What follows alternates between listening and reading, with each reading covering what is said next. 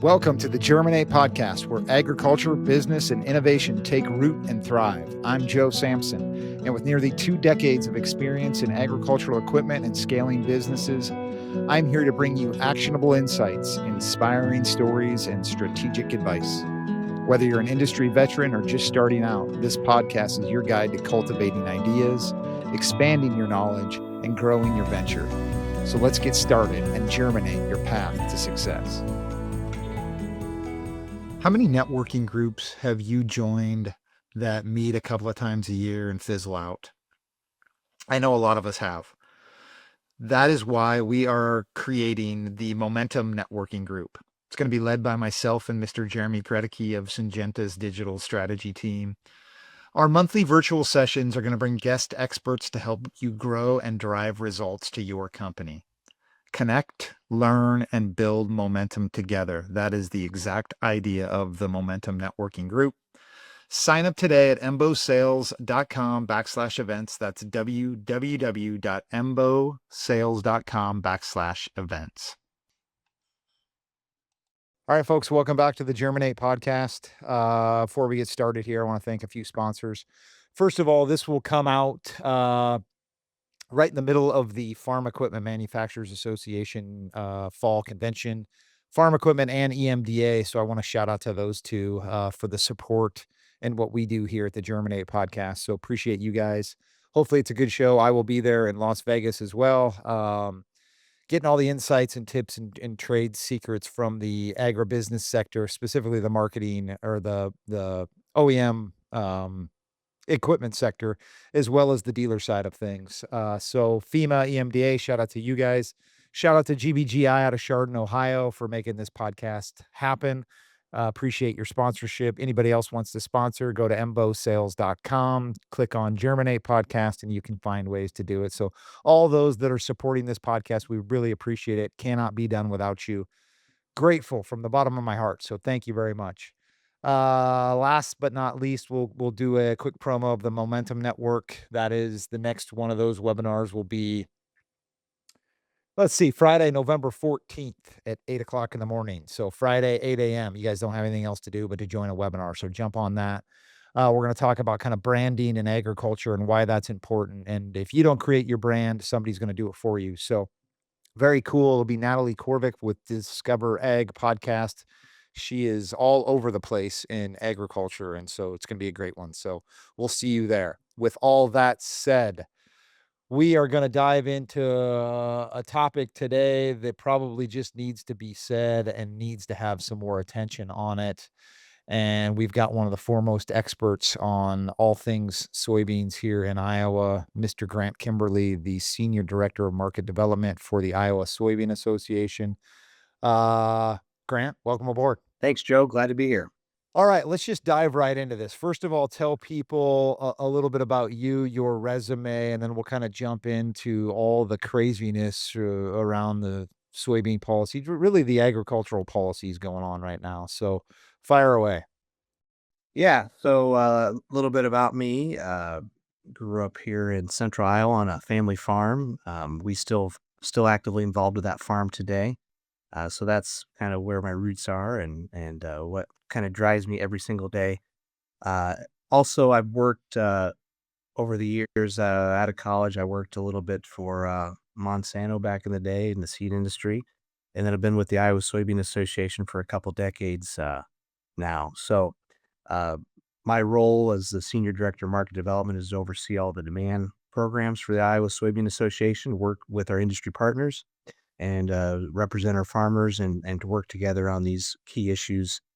Of course, international marketing, exports, biofuel policy with biodiesel, renewable diesel, livestock programs, value-added initiatives, new uses, all those kinds of things play into it. Then I also have another role, another hat that I wear as the Executive Director of the Iowa Biodiesel Board. That's a sister organization, I guess, in a way that we manage here at Iowa Soybean Association, but it's made up of the biodiesel plants and the biodiesel industry here in the state of Iowa that represents the value chain from the farmers to the producers and other stakeholders in that industry. You know, Iowa is the largest biodiesel producing state in the country, so that makes sense that we have a little extra focus on it here in Iowa. Yeah, I know I'm a bit of a homer to Iowa. Obviously, I live in Iowa as well. Been around agriculture for now almost 2 decades myself, and Iowa's just a big player in agriculture. It's not just the fact that we're homers here, but, one thing that I love about everybody at the Iowa I shouldn't say everybody at the Iowa Soybean Association, but I know Katie Hull is who introduced you and I, and she also grew up on a family farm. You guys have farming in your blood, it's part of you. I shouldn't say everybody that works there does, but it sounds like for the most part anyway. It's more than just a career and a job. This is a passion for all you over there. Yeah, it is definitely. A lot of people have some connection to agriculture that work here. Not everybody, of course, but a fair amount. But everybody has knows the industry really well when they come here. By the time they spend a little bit of time working with our farmers and our members, and but for me too, yeah, as still being an actively engaged farmer myself, everything is very direct and very understandable in that sense, and very important because I see it firsthand and how it impacts things and how it impacts our family. Yeah.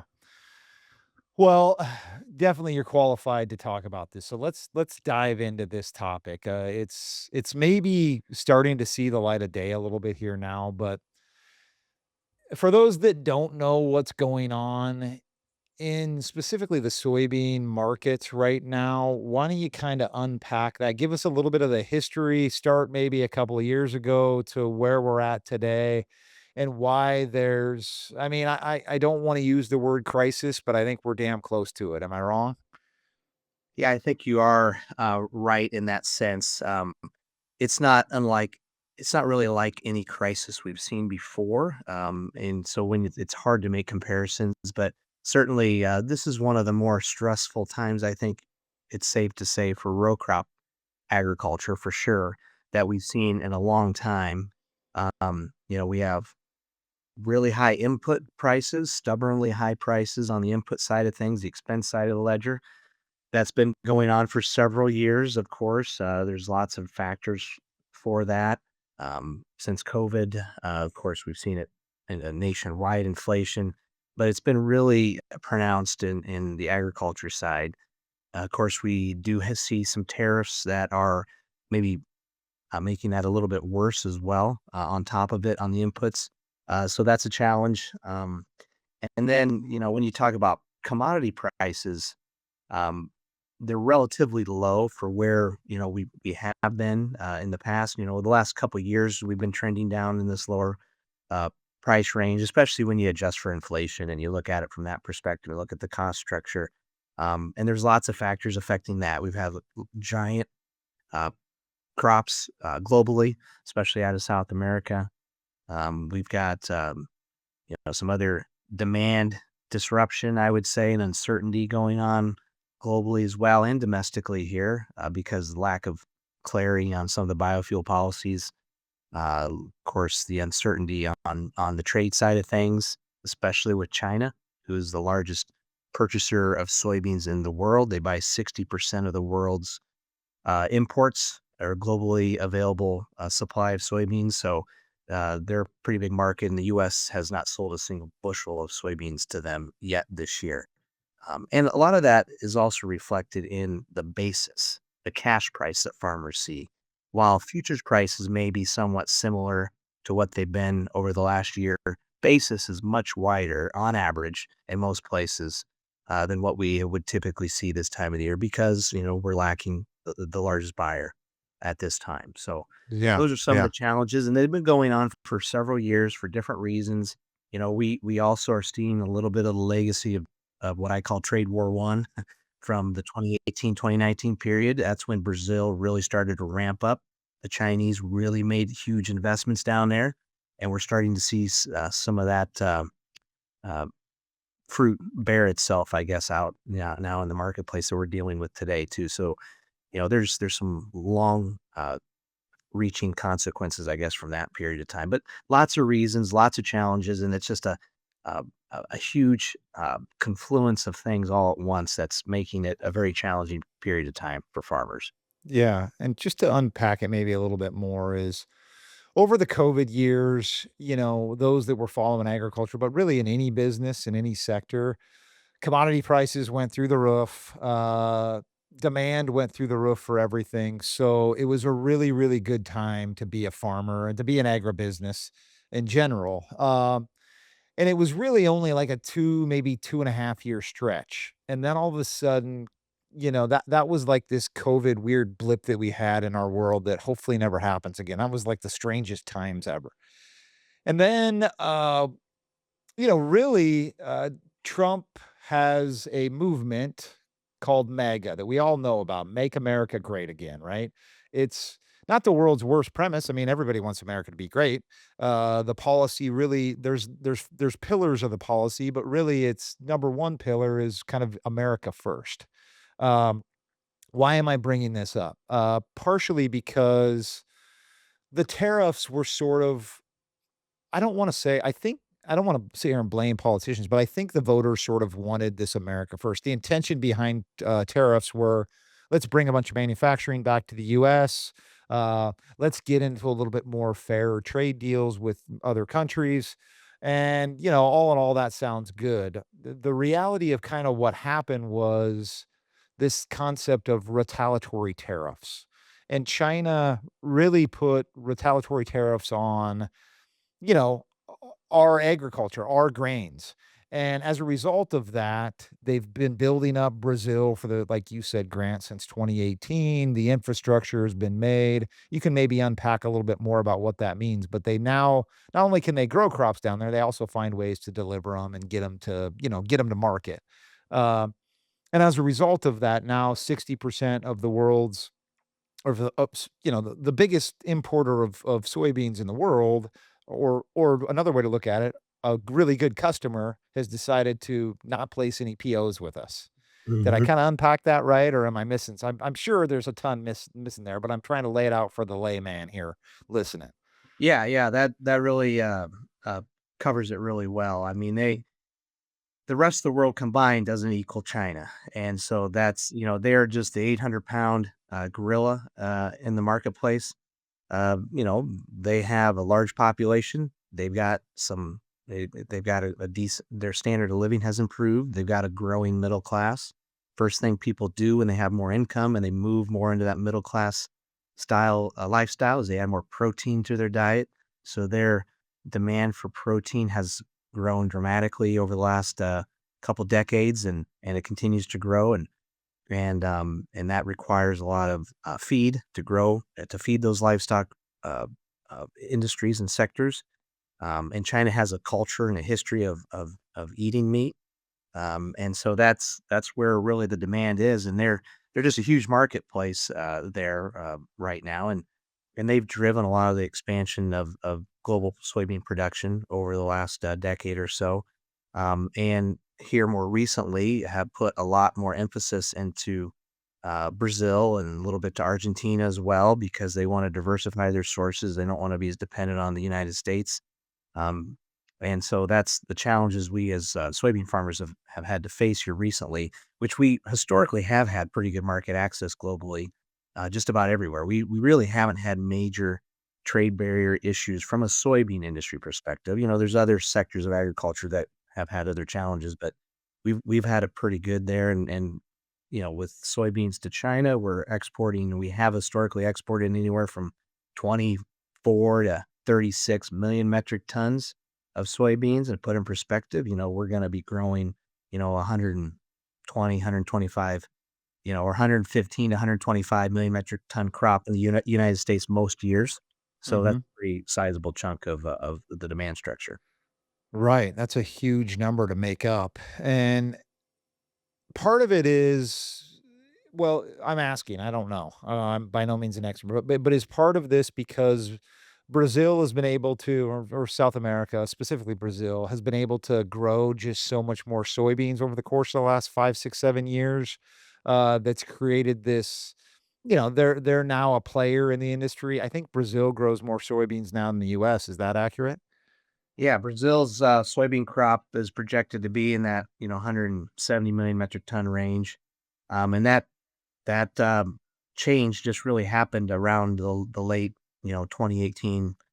2019, I have to go back and look at the exact number, but roughly give or take a year or two in that period of time, roughly is when the Brazil overtook the U.S. as the world's largest soybean producer because they have land, what they call degraded pasture land, but once was maybe scrub brush, savanna, maybe a little forested land, that kind of thing that they've cleared, they brought into production over the years, and they continue to expand and convert more of that into cropland, and 3, 6, 7% expansion year over year, in a lot of years, and that's they just keep growing. Their cost structure is a little different down there, and that's allowed them the opportunity, currency exchange rates, all those things play into it, and investments from other foreign purchasers have played a factor. So they continue to grow, and but yet the United States is still the number two largest soybean producer in the world. So we're still a very sizable player, but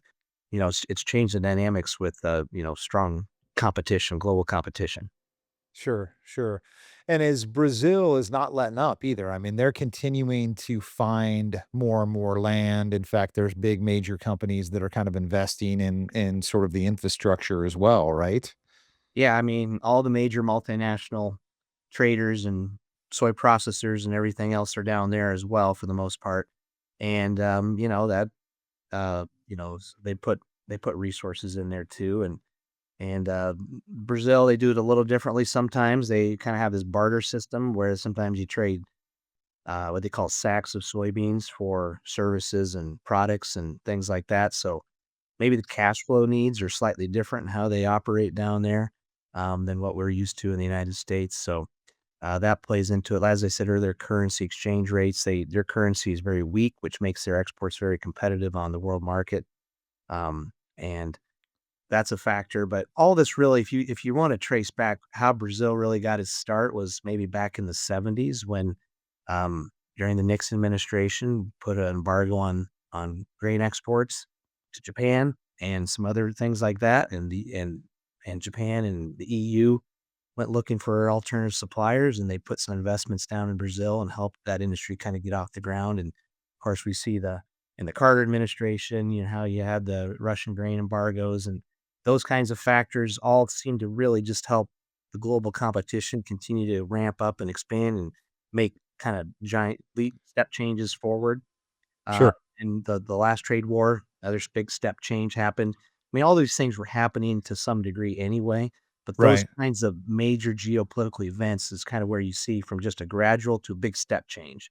And then, then that's foundation, is there. And once land is brought in production, for the most part, it stays in production. So that competition remains and you have to deal with it. Now, luckily demand has grown a lot over the years and the U.S. soy industry's put investments into China since the mid 1980s. We've been there for a long time as an industry, growing that market. And in the early 2000s, China became, instead of a net exporter, a net importer of soy. And the kind of the rest is history as their demand just skyrocketed. And they're purchasing 100 to 110 million metric tons of soybeans globally. They're importing that much now, and so but, we've got the global competition factor and we're working in other markets as well. We were in 90 countries around the world as the U.S. soy industry, trying to capture more market share. And we are seeing demand be good in other parts of the world, and we're capturing market share in other parts of the world, but it's still not quite enough when you have a big zero gap in the biggest buyer right now. So we got to get that resolved here in the near future. So talk about the demand for soybeans. There's, yeah, obviously you just unpacked a little bit about it. Finding more customers globally is obviously a big part of that. But there's some other ways to utilize soy. I mean, you talked a little bit about the renewable fuels and that kind of thing. What else are we looking at for a demand of soybeans? And is that something that there's way smarter people than me and maybe anybody that are looking at for other uses down the road? Or am I going down a path that's not sustainable here? Just tell me. Yeah, I mean, the biggest demand for soy is animal feed, right? Because when you take a soybean, you process that bean, you crush it, heat, pressure, and you separate the oil from that bean and you get the protein or the meal. And a lot of that meal side's going primarily to feed livestock and animals here in the United States, but also around the world. It's one of the great it's probably one of the best protein, animal feed sources you're gonna ever find with the most complete amino acid profile, which is what, we as living organisms, whether you're a chicken, pig, or dairy cow or fish, or a person, we need amino acids to fuel our bodies and Sure. to grow and develop, and so that's what the livestock industry needs, and so that's the biggest driver, but we do have direct to human food, use, markets as well. There's opportunities there, soy foods, milks, flours, other things, and then you got the oil. The oil side, of course, we've used for a long period of time for salad dressings, cooking oils, mayonnaise, you name it on the food side of things. That market is fairly flat, though. I mean, it's not growing dramatically, and you've got a lot of other vegetable oils and animal fats that compete in that space too. And then the biofuel sector, bio-based products and biofuels, biodiesel, renewable diesel, probably in the near future, sustainable aviation fuel. We're not probably electrifying airplanes anytime soon. So if you want to reduce carbon emissions, your best way to do it is through biofuels and bio aviation type fuels. So all those things are where maybe growth opportunities we've seen and will continue to see. Um, and then bio-based industrial use products, anything you can make from petroleum, plastics, polymers, other kinds of things. There's several different alternative green products that are soy-based.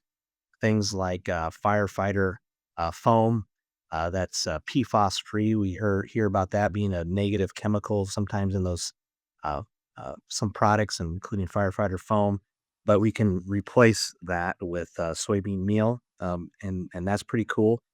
Things like, uh, you know, seat cushions in Ford Mustangs, spray foam insulation, wind turbine blades. We're doing research there, bio-based asphalt.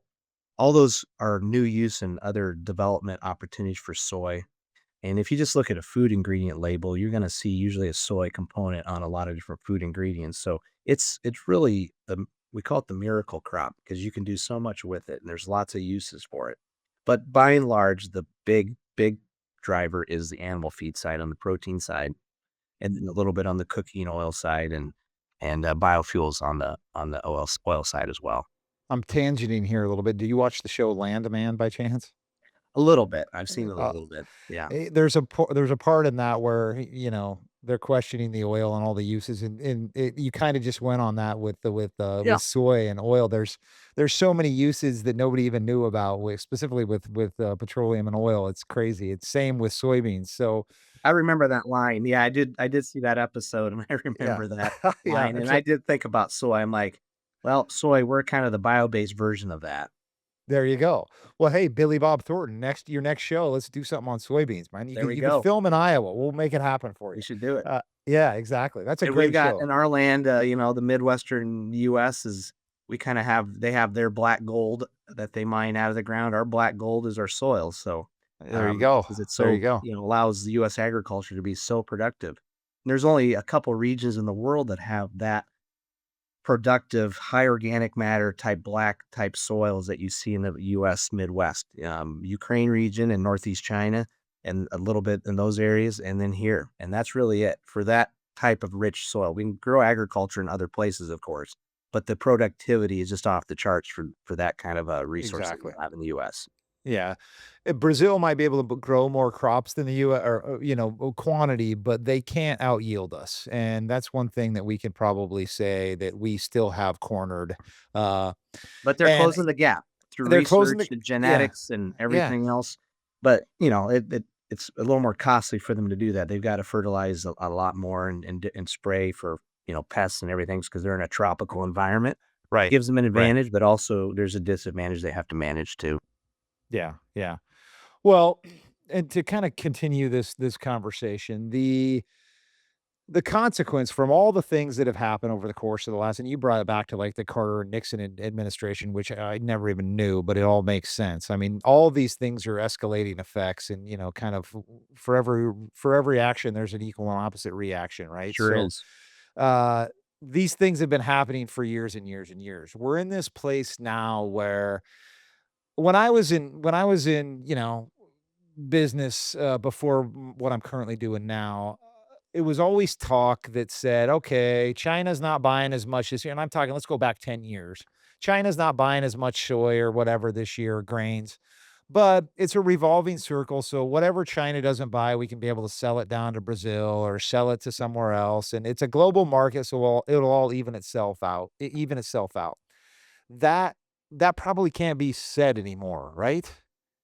Yeah, I mean, markets tend to find the most efficient use and the efficient method of logistics and transportation, and that tends to be how things work. And the market was very good at doing that. But when you introduce these kinds of artificial barriers or other things that change natural flows, it just adds more cost to the system, or or it reduces price to other areas. And so, what you've ultimately have had with China making the conscious decision, they're not going to buy from the U.S. right now because keep in mind, I don't think I said this earlier, but there is a net 20% retaliatory tariff China has on U.S. agriculture products, including soy right now. So it makes us a little bit more expensive. But even with that being the case, that's kind of what it does is it brings our prices a little lower than the other would have been, especially in basis. I hear some people say futures prices are similar to what they were last year. Well, that's true. I think with the lower acres we would have had that we did have this year, we probably would have seen futures prices higher than they otherwise did get this year, but that's not the case because the market never got concerned about the demand side. But we did see it in the basis. We did see it in cash price. That's where the work was done. And places like North Dakota are seeing a buck 75 or buck 65 basis difference, meaning that's the reduction in price minus futures. And that's not normal. So, that's what you're seeing. And it's just, these markets are trying to find the most efficient way to do that. So now trade flows are moving differently. The Uh-huh. Chinese typically would buy from the U.S. between October through February timeframe. A majority of there, that's kind of the North American export window. South America tended to have during their harvest season, which would be February through the spring, they'd have the corner on the export window for soybeans from that period of time. Didn't mean we didn't export all year round at different things we did, but the lion's share would occur Yeah, in those are the those popular windows. windows. Yep. And Yep, so right yep. now we're missing out on a lot of that window. And it's you can't just like Uber an ocean going 60,000 metric ton Panamax vessel and get it here tomorrow. So even if we get a trade deal tomorrow, it doesn't mean shipments just start happening. You're usually talking 30, 45, 60-day lead time to get Yeah. those logistics all set up. So it's just changed things, and it's made U.S. soy prices a little less. The farmers getting less for their soy, especially in the basis, the cash price, and the Brazilian farmers getting more. So it's good for them. And the thing about I always remind audiences, the Chinese consumers having to pay more for this as well. So they're paying more because Brazil's prices are higher now because they don't have as many market opportunities. So trade wars, especially in food and agriculture, are in the mix of these things, and you have barriers that get put up and tariffs and things like that. Nobody wins in that case with food and agriculture. We realize there's a big geopolitical competition balancing act that has to go on between the United States and China, and agriculture's sort of just caught in the middle of it. We're kind of catching the shrapnel. Not a lot of it. It doesn't have a lot to do directly with us, but we're the frontline foot soldiers that are getting the shrapnel from this. So we got to deal with it, and that's kind of the challenge. But it's just creating unnatural flow. So now more beans are going. We're capturing market share in other markets that Brazil kind of had some more market share in because they Uh-huh. don't have as many beans to sell to that market because they're selling them all to China.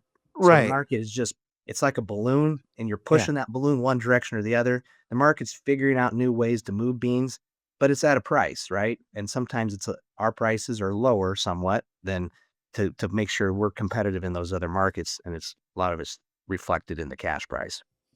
And you keep talking about cash prices or base prices and futures prices and just for a little bit, just elementary speak on why that's important to know because I do hear a lot of futures as well, and it's not as bad. But talk about that in kind of elementary terms so people can understand. Yeah, I mean, commodity markets are kind of set by these futures prices. Chicago Board of Trade, Chicago Mercantile Exchange is where they trade a lot of the trade that, and in the market.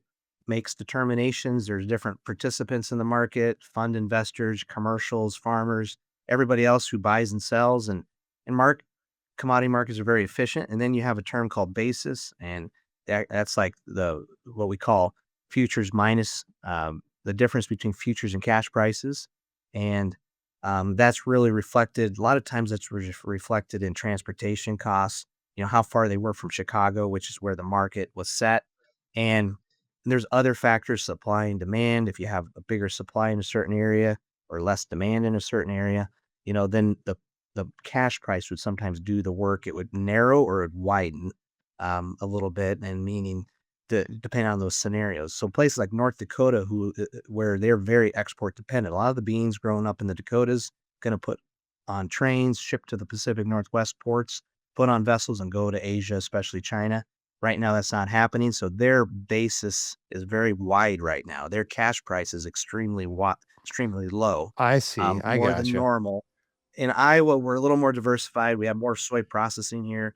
We can Mhm. go down the Mississippi to the Gulf. We can go out west. We can go, we have some domestic use. So our it's like a ripple in a pond, though. It's all impacted. It's just maybe not as pronounced here as it is in those other areas, but yet there is an impact. And so that's kind of that's the price that farmers sell at. So that's the actual price that matters. That's what they can Yeah. sell their for. Right. In the end, the futures price matters, but it's not the whole story. Yeah, it just might give a bit of a forecast, sort Yeah. of, right? I Yeah, mean, it's yeah, I got predicting the future. You have Yeah, contracts for certain months into the future, and the market's trying to predict what they think all those variables are gonna mean to price, to balance supply and demand, and look at what the carryovers are gonna be. yeah. Do you know what's the global demand for soybeans? Do you know that number? Let's see, the last numbers, I have to double check this a little bit, but I do know. Well, here, I think we can probably figure that out pretty quickly. If China is, You said 60% of I'll the say market. from an export market standpoint, demand domestically, there's other factors in there too. So, if you think about it from an export standpoint, I think you're going to think, or we're going to look at it that if China is 60% of the market, then, and they're buying 100, 110 million metric tons, right? So they're probably, you're probably talking something in the low one or the high 100s, 100 metric ton range. Yep, So it's not double, but yep. it's 45% probably. It's pretty So close. Yeah. global export market, it'd be, I think I want to say it's in the 179, 175 range metric ton.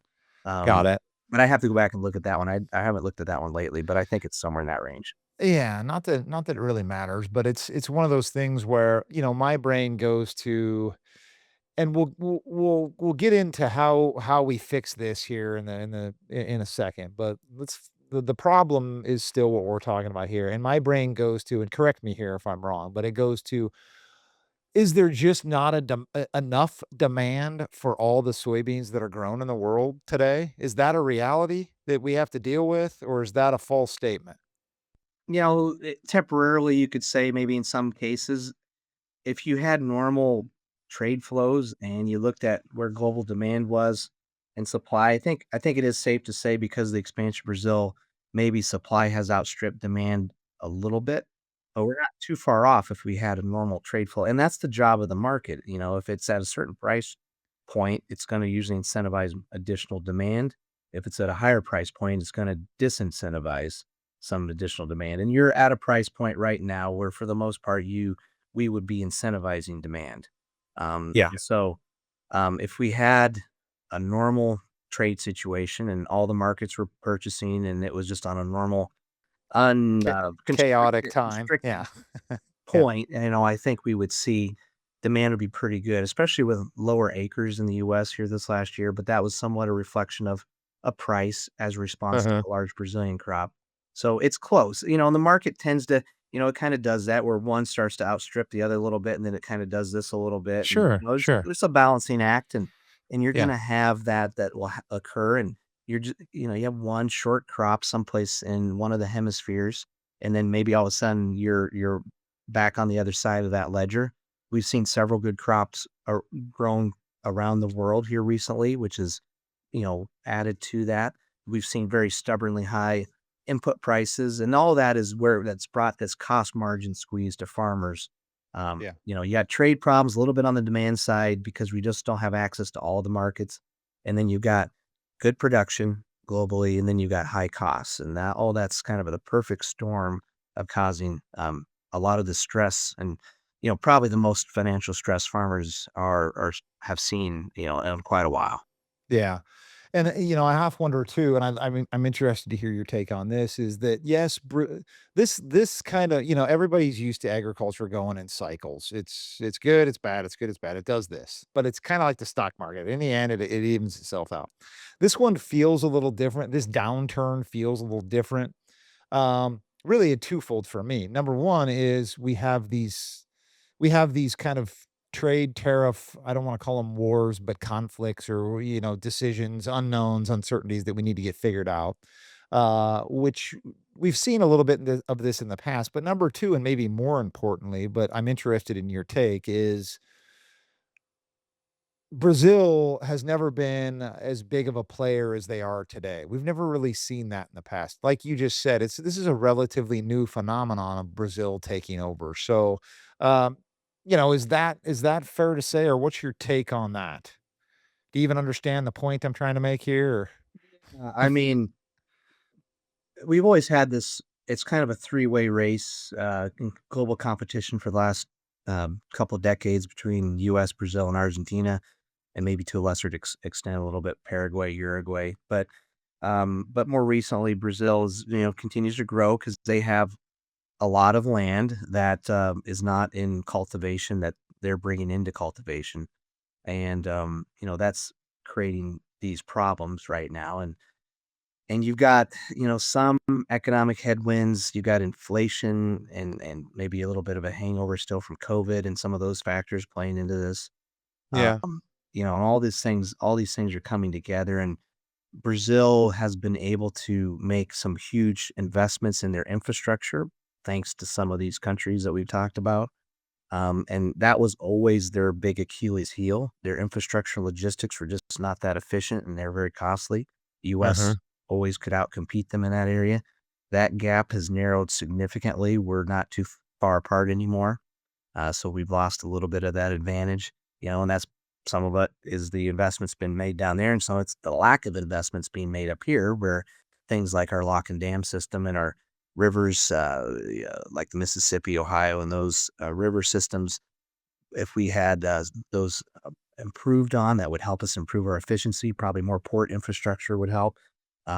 Better rail options and competition, pricing, that kind of thing. Roads and down to the road to bridges and everything. Our farm to market system in the U.S. has always been the envy of the world, and it still is the best. But all these other things are closing the gap, and that's making the competition factor difficult. And then when you see such a large um, a grower of a product like Brazil has become now, you just have a lot of volume on the marketplace now, and they can't use it all domestically down there, so it has to find a home, and the market's gonna go to a low enough price to find enough demand and clear Sure. that market, and find the market, and that's what's happened. And then since it is a global market, that impacts the prices we all see as well. So, it's just it's been an interesting time, and definitely, moving forward, it is changing things, and we're gonna have to continue to maybe grow more demand domestically. We're working on that. We have to gain more market share in other parts of the world. We're working on that. You hear things like maybe a trade deal with somebody like India, which historically has been a very protectionist market. We've not had really access to that market, so maybe there's some opportunity there. But I also caution people that India is not the next China. They're not going to become that big of a market. Yes, they have the population, but they don't have the cultural history of meat consumption for lots of reasons, religious reasons and cultural reasons there. And they also have several 100 million peasant farmers that their government wants to protect. And so they don't necessarily want to see a flood of agriculture imports coming in their country and displacing some of their farmers. So Uh-huh. um, that's another factor. So it's a complicated thing. You see the rise of the BRICS nations going on here too, and the dominance of the dollar or lack of that in the future. This is all going to play into it. And it's going to be a fascinating study in a way. I think some universities and econ departments are going to have to really do some deep dives into what is things going to look like in the next 15 to 20 years. Hey, folks, let's pause the podcast for a second to talk about one of the companies making the Germinate podcast possible. Want to give a huge thanks to GBGI. Here's Mark Adams. Thanks, Joe. At our shop in Chardon, Ohio, every part we build is made with precision. From the CNC machining to the final inspection, we don't rush because we know your customers can't afford failure. If you're a dealer or OEM who wants reliability built in, give us a look. GBGI, built to spec, built to last. Learn more at gbgiusa.com. GBGI, grow with us.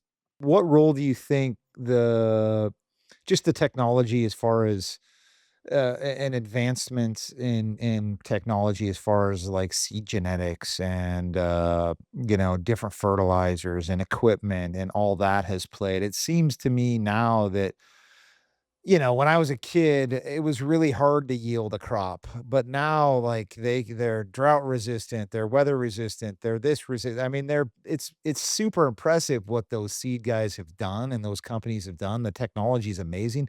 Do you think that's played a little bit of a role here as well to where we just don't have that? It's hard to have a bad crop anymore, right? Yeah, no doubt. There's been billions of dollars invested in seed genetics over the years through public research funds and also private industry, and they made huge strides in things like biotechnologies made a difference, but also gene editing.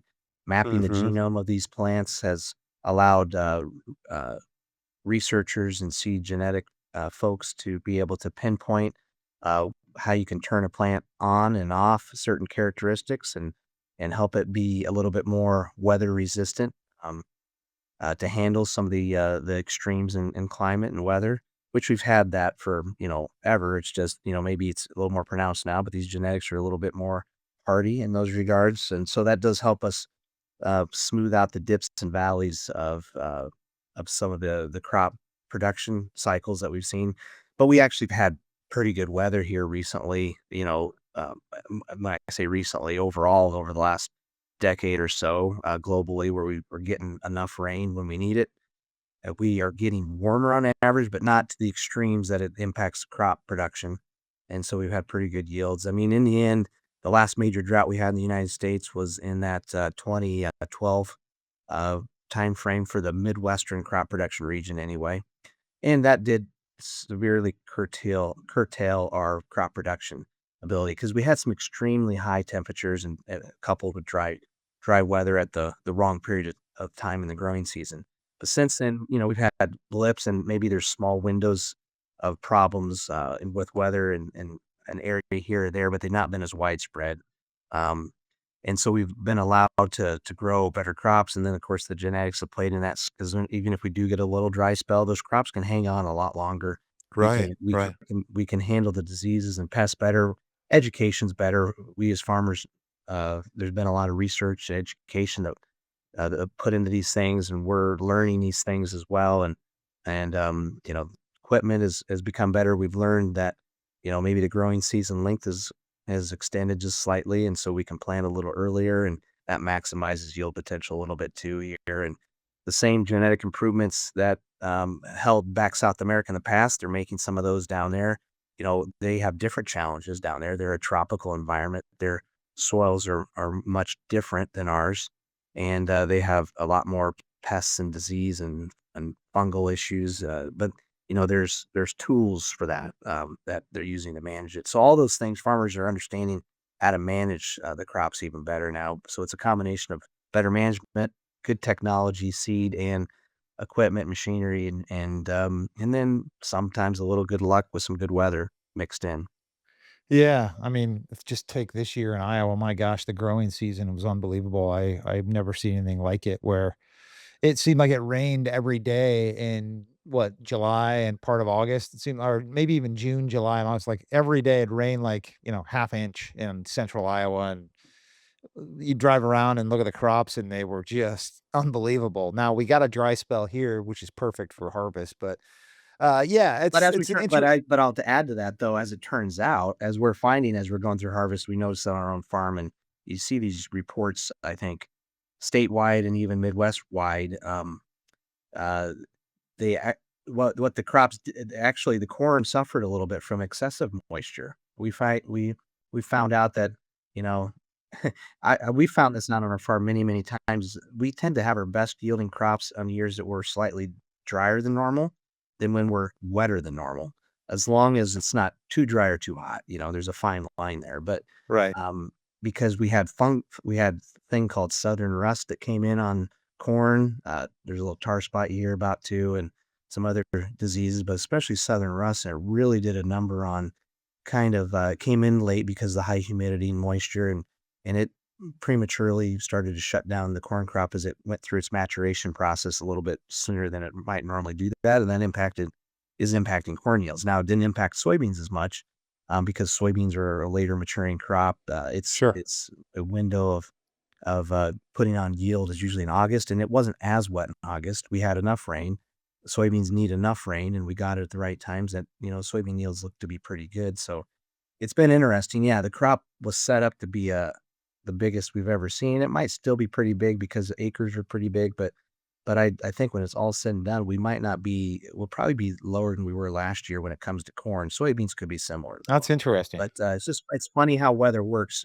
They always Yeah. say, the market and generally people like to say, well, rain makes grain, right? It does until it makes mud and Yeah. Yeah. disease. So there's a point. There's always a fine line in that with these crops. And while as good as genetics are, they still haven't been able to breed every different scenario. Probably the next thing they need to come out with is breeding crops to be able to handle floods. And that'd be really something if they could handle that plus drought. Yeah, at that point, my gosh, they'll just grow, and you might as well just throw a few seeds out in the driveway and watch it grow. It'll grow through concrete one of these days. That's always the running joke. It'll grow in the parking lot. But yeah, but all that escalates and plays a part for maybe the supply side of things. So as a result of all this, we've seen massive amounts of uncertainty right now with specifically with the farmer, but also a lot of folks in agribusiness. We talked yesterday, I think, or a couple of days ago. I mean, everybody sees the headlines from John Deere laying off people left and right. You know, that doesn't mean that every other business in agricultural business, whether it be the manufacturing side of thing and the equipment or a lot of the seed technology or chemicals, everybody's laying people off. It's happening kind of all over the place. So it's not just to the farmer. This is a kind of a cascading effect on down through everybody. It's really, really, really tough times. It's hard to kind of it's hard to overstate that. It's bad out there. It's ugly. Uh, we talked about the reasons why. Now let's talk about what we can look forward to here, right? There's got to be some optimism. And a large part of that, at least according to kind of you and the Soybean Association, is our leader and China's leader have to have a conversation, right? That's kind of priority one. We've got to make this happen. And there's talks that that's going to happen. And I guess the floor is yours. We'll get into kind of all three of your pillars, but let's start with number one is we've got to kind of figure out a better situation on the trade with China because this current plan is not sustainable and the long-term effects of this are not going to be good. So that's kind of step one, right? Yeah, it is step one. I mean, that's the most immediate thing that we need to see happen is we need to see a resumption of more of a normal trade relationship with China from an agriculture standpoint, especially and soybeans and sorghum and some other crops as well. But so it appears there may be a meeting between President Xi and President Trump here coming up uh, the end of this month, early next month. But seems like every day you hear different things. One day it's on, next day it's off. Next time I hear though, oh, they're not going to meet until the next year sometime, and we just can't have that happen because as I mentioned earlier, we have an export window that we are already halfway through, and it appears China has purchased by making extra sales or purchases from Brazil and Argentina maybe secured most of their soybean needs through at least mid-December, if not a little longer. So then that narrows our window of time to really capture that export window just to a month or two. So we need to have some kind of a trade deal figured out, I've had the opportunity actually to meet President Xi 3 times. We hosted him on our farm when he came to Iowa one time to meet then Iowa Governor Terry Branstad, who he had met back in the '80s, and we met him a couple other times when we were with Governor Branstad on other trade delegations and Governor Reynolds here in Iowa, and, understand I've been to China over 20 times. I kinda understand their thought process. Face is very important to them, that culture, and, the proud history. They take a long-term view of things. They really think in terms of dynasties and centuries, where in the US, a lot of times we just think in the terms of the next election or decades or even just our own lifetime. They take a different view of things, and so that's why this negotiation is a challenging one.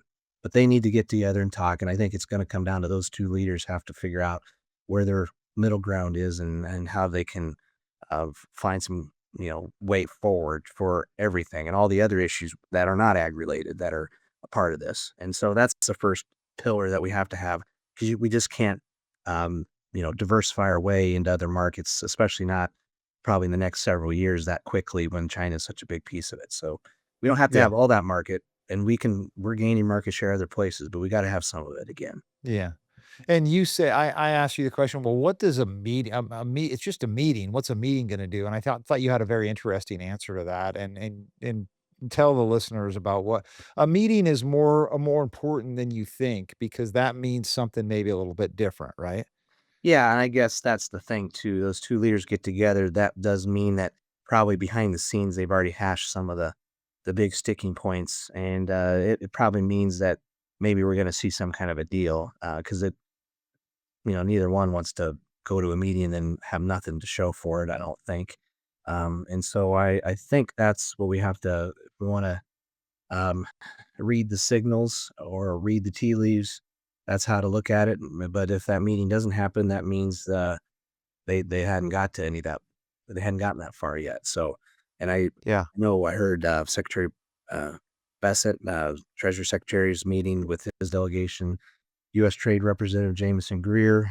They have a delegation that's going over to meet with some of the different Chinese, uh, leaders, administration folks, for lack of a better way to explain it, over, I think, in, Malaysia here this week or this weekend. So we'll see if something comes of that. But, both sides have to find a way to look strong to their own domestic Yeah. audiences and their own politics. The Chinese are going through they just kinda went through their big, anniversary of the establishment, another one of their anniversaries, establishment of their party system and their the People's Republic of China, and so there's that going on. There's always the rumors that there's always a little internal power struggles within some of the leadership within China and who's gonna be, the person that works closely with President Xi and who he's going to be looking at to be his key people going forward, and so they Yeah. gotta look strong to their people. I think it's politics here. We have to look strong for our domestic audience and the different people who look at this trade situation with China with various angles and viewpoints and how to balance all that out, and that's why it's so complicated, but, we'll have to see if it happens and then kinda where they go and where they find that off-ramp to Yeah. to find some compromise and to move forward with something. Yeah. I think the important thing to note there is that I think China, as much as we all talk about the conflict and the competitiveness with China, I think there's a need in agriculture for the country of China and for the people of China, and to the vice versa of that. I think there's a need for the people of the U.S. and the country of the U.S. for China too. We kind of do need each other. We're a heck of a customer to them as well, and we do kind of forget about that. So, we do have some leverage there. So that's one thing that all of us can watch that I think you point out, intelligently, Grant, is let's watch if there's a conversation with Trump and China here. And as we're recording this on October 23rd, there's talks. There's going to be, maybe a meetup here at APEC in less than a week. So, Mhm. let's hope that happens, because I think that's a good point you bring up, Grant. If they're gonna talk, they're not just gonna talk and take some pictures and not have any resolution. I think that's the start of something that's maybe behind the scenes anyway. So, that's kind of pillar 1. Let's get a better trade deal. Let's come to some sort of a compromise. Pillar 2 that you talked about was, we need to find maybe some alternative sources here as well, like the biofuels and biodiesel and that kind of thing. And a lot of talk on sustainable aviation fuel, which I think is interesting. I don't know if I'd ride in a plane that was plugged in before I got in it, but I know I would if it had some Iowa diesel in it. I know for a fact I would. I mean, I've seen Mhm. race cars race around a track with it, so it can be done. Yep. Talk about the kind of the other usage and those policies that are kind of in uncertainty right now as well. So if we want to grow our domestic demand, the fastest way to do that is some of these biofuel policies. And we have the uncertainty right now where the government has to set targets under the Renewable Fuel Standard program that was passed in the 2008, 7 or 8 period of time under the George W. Bush administration. But that policy has been in place by Congress and that administration. And ever since then, EPA has the jurisdiction of that. They set the volume targets every year for how many volume or how many gallons of various biofuels we're going to use and how much the petroleum industry is going to blend into the infrastructure and system. That was done a lot of those years ago for several reasons. It was to diversify our sources away from some foreign sources of petroleum. It was to create more economic development in rural America and for farmers. It also helps. It's cleaner burning, so it can reduce the particulates and other emission issues with some petroleum-based fuels. So it has lots of benefits, no matter where your viewpoints or political leanings come from. It really checks the box for a lot of different reasons for other areas, and it's just good for the country. And so, but we haven't really had a solid what we call RVO, renewable volume obligation, or the volume target for the RFS in place for the last couple of years. And some of that was inaction by the Biden administration, and now we're waiting on the Trump administration's team to do this too. They set targets way too low, well below capacity, production capacity here a few years ago, and now we don't have any targets. We have a proposal, but we don't have a finalized volume target, and that's the marketplace needs that because there's what we call RIN credits, renewable identification number credits. That's the credit system that EPA uses to account for the fuel, and there's monetary value to those, and that's how the marketplace trades those, and that helps price that fuel uncompetitively into the marketplace. And those things are just depressed in value because there's no set target right now. And then we're also waiting for Congress or for EPA, not Congress, but the EPA to determine if there's going to be any refinery exemptions. They call small refinery exemptions. And in the law, it allowed for some legitimate small refineries to sometimes apply for an exemption. Well, everybody and their dog who has a refinery pretty much sometimes they want to apply for some exemptions so they don't have to blend as much. And we have to have a resolution of that. And then how many exemptions they're going to grant. And are they going to reallocate those exemptions back to the rest of the obligated, what we call obligated parties, which is the petroleum industry, back into the system? So the volume targets are what we set the targets at, or what the targets actually are, not the target minus those exemptions.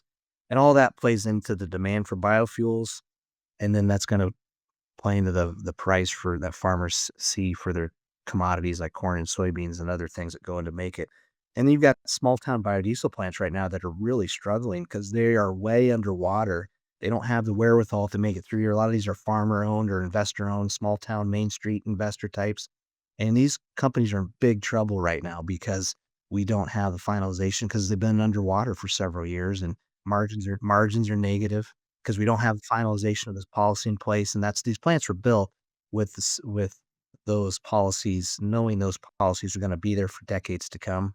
And then 45Z tax credit, which is another thing, that's a carbon-based tax credit that, we don't have rules on that either. So in a way, the industry grew and farmers stepped up to the plate to do this, and others did as well, and invested in this industry. And I liken it a little bit to Lucy and Charlie Brown with the football. Lucy's Okay. the government. They said, "Here it is, come kick it." And then they pull the ball out from underneath us, and then we find ourselves looking up in the air on our backs Flat on our a backs, little yeah. bit. Yeah, because there's start and stops and no certainty on this. And there's this rule actually, as I mentioned earlier, this has been getting into the weeds here, but the rule is supposed to be completed and final by the end of this month. Well, I don't think that's going to happen with the government shutdown right Well, now. we don't have And a government right now. Yep, yeah, exactly. and so you don't have the people that are doing basically the behind the scenes rulemaking work to get this stuff finalized. So then the market's not going to have that certainty, and we're not going to see the industry grow and the demand go up for farmers' products and prices improve. And you're going to see maybe a few biofuel plants go bankrupt or go out of business if this goes on too long because their banks aren't going to be able to lend them cash forever. Eventually, they're just going to say, yeah, sorry, we can't lend you any more money. And then you can't operate. So that's going to be the problem if we don't see this stuff get resolved soon. But it's so simple. If they could just do this, this would have a major jolt and help agriculture pretty quickly. And so that's the second piece of the pillar that we are advocating, that this has to happen right away. And if you want to diversify away from China and some other export markets, this is one of the best and fastest ways to get more domestic demand to do that. What's the benign, innocent explanation on why we haven't signed at least that bio? You say it's a very simple thing that we could do to kind of provide a little bit of a oomph to this market, but we're not doing it. Why do you think that's the case? Well, there's lots of stakeholders involved that provide comments, and that's what when you have a policy, there's a proposed rule, there's a comment period, and then there's a finalization of the rules or the volume. Even though it's the law, there's a rulemaking process every couple years, and so they have to take into account all those different things, dot all the i's, cross all the t's, make sure it's all legally valid, and because there's lawsuits that could happen too. So they have to take that time to do all that kind of stuff, and it's taken a while because, now it's taken extra time because the government's not been opened and there's not all the people able to take care of these duties and tasks right now. But they have other stakeholder groups, and as we've said, while there's been a lot of the petroleum industry who's jumped on board the biofuel sector because they see this as an important extension to their business. Some have bought into it, of course, and are very supportive.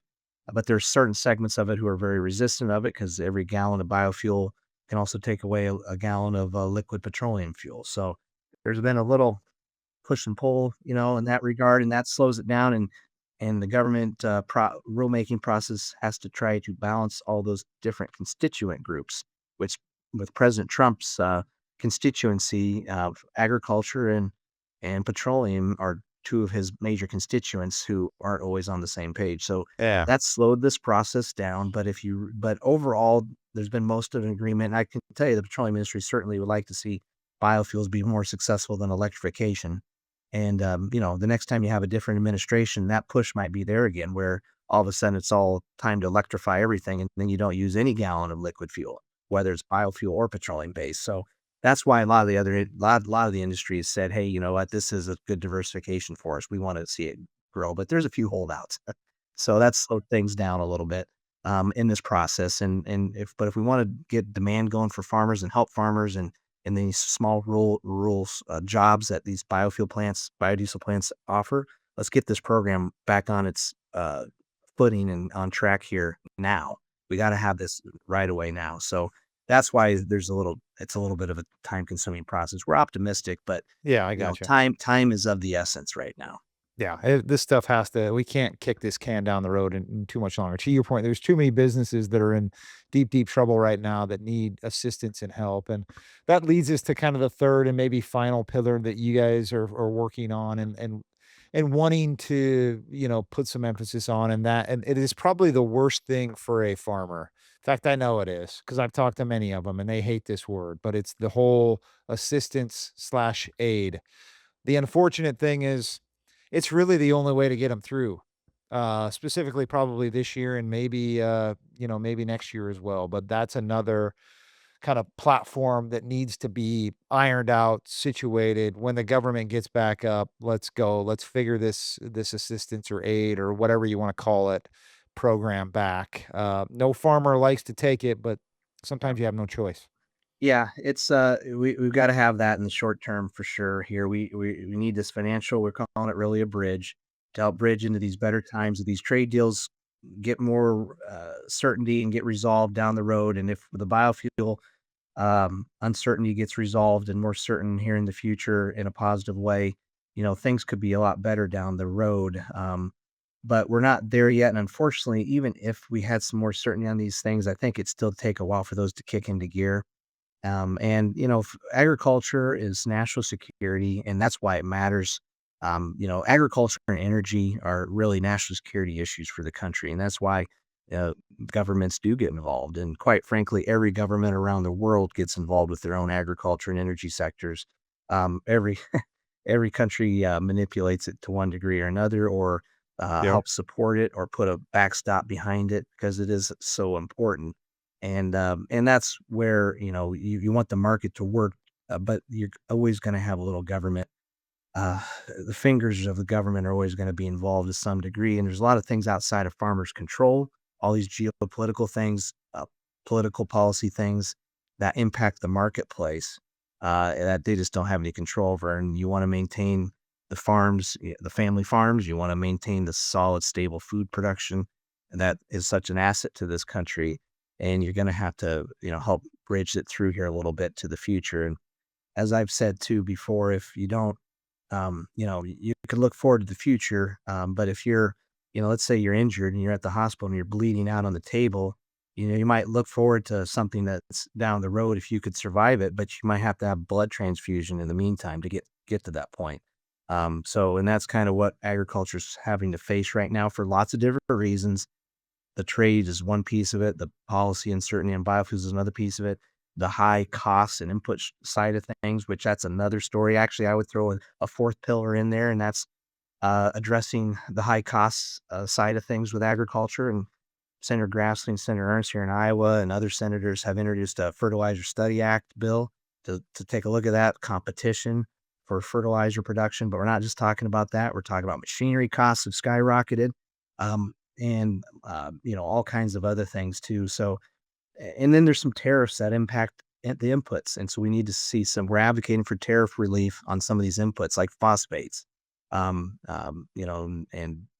other things like that. So, steel and aluminum tariffs impact for machinery costs. So, those are the other things. So, really, I guess you're talking about four pillars too. But the trade aid bridge is kind of what we're going to have here in the short term. We don't love it, and we don't wish it wasn't the case, but you're going to have it because things are not good right now. This is really, really, as I want to just reinforce, a pretty tough time in agriculture that I don't think we've really seen it to this.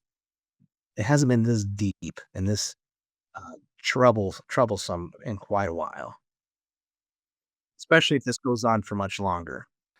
Yep. I think that's the key point. Bankruptcies are up, all kinds of things like that are up, and it's going to get a whole lot worse and pretty quickly here if things don't turn around here in the near Well, future. not to mention people are losing their jobs and, now is Yeah. not the time to see price increases from anybody. You just can't those things, businesses still need to be profitable, but it's just it's happening to real people. And uh I think I think the intention behind some of these trade policies were good, and I'm not gonna be some homer politician here, but I'm all for fair trade deals, but I'm also all for when you realize something's not working, you got to swallow your pride and fix it and correct track and move down that direction a little bit more. And so And a I'm lot of these super trade things are I mean, I gotta be honest, it's not agriculture is not usually at the top of the list, it's about right. rare earth metals and, Yep. steel and aluminum and reshoring some of our domestic manufacturing,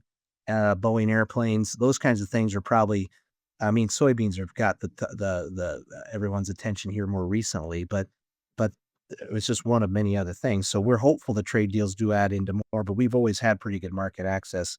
But, hopefully we'll get better things in the future. It's just that right now it's just a challenging, messy process where, these negotiations and retaliations and counter retaliations that go back and forth have, made this a challenging process. And then you throw in all the expense side of things and, global competition and biofuel policy uncertainty. It's a perfect storm of a lot of challenges, but, hopefully we'll get these things and see better days here in the near future. Yeah, well, I'm telling you, man. First, for one, I'm super grateful you took the time to speak with me and have this conversation. It needed to be heard. I'm also grateful for all you guys over at the Soybean Association for working hard on these things and trying to shed some light on it, and then trying to dig in and get some of this stuff done. I mean, I know there's only certain things you can do, but one of them is shedding light on it and bringing it to the attention. So I'm grateful for you, Grant. Thank you so much for doing this. I could have talked for hours and hours, but I know we all got days to go on with here. So, tell everybody how to get in touch if they have questions, if they want to comment on this, if they just want some more information. Where do they go? Give them that level of insight Yeah, I here. mean, just we've got information on our website as well. Contact information's there, and we actually have kind of been putting together, still kind of a work in progress, but we're working up kind of a trade page just to kind of talk about the challenges, the opportunity, some of these action items, key pillars that we're hopeful for that would help improve things in a hurry. All this is going to be up on that website here pretty soon. We're working through that right now. But our website is iasoybeans.com, soybeans with an S. So iasoybeans.com, just go there and you'll find out a lot of information about Iowa Soybean Association, soybean industry, some of this trade stuff, biofuel stuff. And we're, happy to get any help we can. So like I said, it's a ripple in a pond. It's not just a farmer that's impacted, as you said. There's a lot of other ag-related industries and jobs that are impacted here too. So Yeah. hopefully Amen, man. we turn the corner on this in the near future. Yeah, amen. Well, listen, Mr. Grant Kimberley, we appreciate you. I'll put all that stuff in the show notes so people can go out to it. And, maybe we can do this again sometime when things have kind of leveled out. We'll talk about nothing but great. We'll talk Yeah. about roses and peaches and ice cream after that. But thanks for shedding light on this. Appreciate you. Grant Kimberley, everybody. Reach driven leaders with the Germinate podcast. Sponsor our show to align your brand with actionable insights and purposeful growth. Contact us today at embosales.com/podcast. That's www.embosales.com/podcast to partner and inspire our growing audience of professionals. Hey folks, thanks for tuning into the Germinate podcast. If you found value in today's episode, be sure to subscribe, leave a review, and share it with others in the industry. And join me next time as we continue to explore the innovations and strategies shaping the future of agriculture and business. Until then, keep growing, keep innovating, and keep germinating your success.